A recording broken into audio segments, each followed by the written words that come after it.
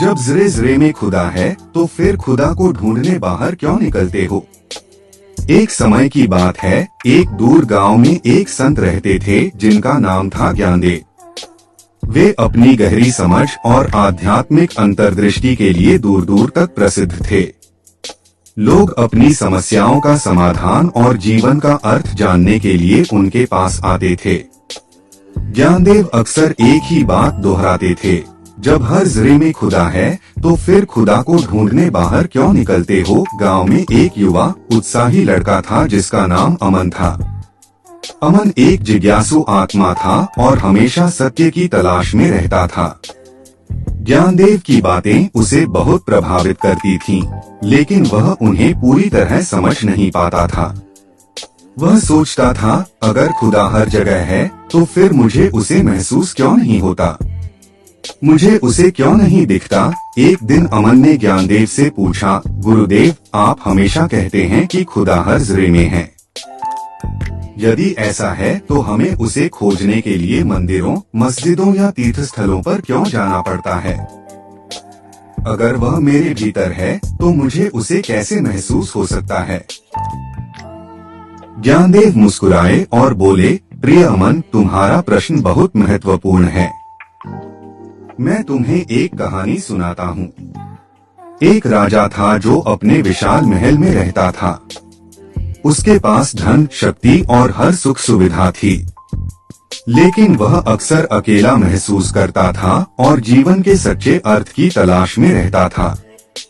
एक दिन उसने अपने एक मंत्री से पूछा, क्या तुम जानते हो कि असली खुशी कहाँ मिलती है। मंत्री ने जवाब दिया, महाराज, मैंने सुना है कि एक ऋषि दूर जंगल में रहते हैं जो सभी सवालों के जवाब जानते हैं। शायद वह आपको बता सकें। राजा ने ऋषि से मिलने का फैसला किया। वह अपने रथ पर सवार होकर जंगल की ओर निकल पड़ा।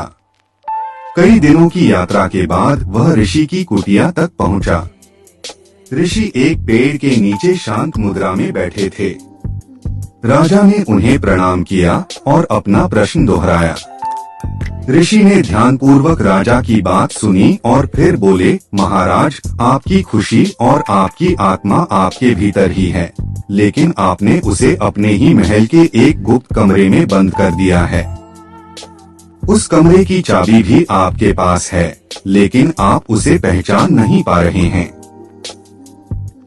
आप उसे बाहर की दुनिया में खोज रहे हैं, जबकि वह हमेशा आपके साथ रही है। राजा भ्रमित हो गया।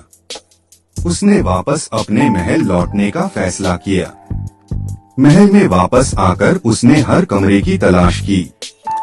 उसे एक पुराना जीर्ण कमरा मिला जिस पर ताला लगा हुआ था। राजा ने याद किया कि उसके पिता ने कभी उसे एक पुरानी चाबी दी थी और कहा था कि यह बहुत महत्वपूर्ण है। उसने वह चाबी निकाली और ताले में लगाई। ताला खुल गया। कमरे के भीतर उसे एक छोटा सा दीपक मिला जो टिमटिमा रहा था। दीपक के पास एक दर्पण था।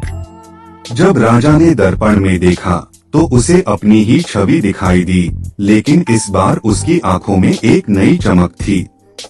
उसे एहसास हुआ कि ऋषि का मतलब क्या था। उसकी खुशी बाहर नहीं बल्कि उसके भीतर ही थी। ज्ञानदेव ने अपनी कहानी समाप्त की और अमन की ओर देखा। उन्होंने कहा, देखा अमन, ठीक उसी तरह खुदा तुम्हारे भीतर ही है। वह हर चीज में है, हर कण में है।